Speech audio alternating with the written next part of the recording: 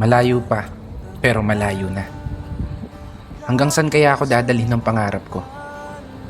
Yan yung tanong na palaging tumatakbo sa isip ko. Na marahil, ganun din sa isip mo.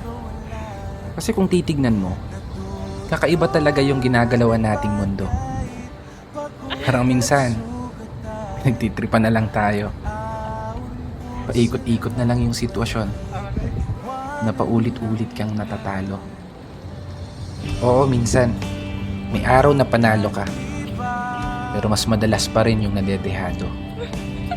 May oras na gulong-gulo yung isip mo. May panahon naman na pumapabor sa gusto. Ganito siguro talaga yung ibig sabihin ng buhay. Hindi perpekto ang tempo.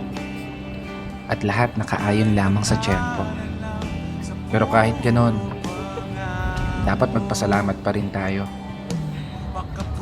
Kasi isipin mo naman, sa likod ng napakaraming beses na pagkatalo mo, heto ka pa rin, nananatiling nakatayo, sinusubukang ipanalo.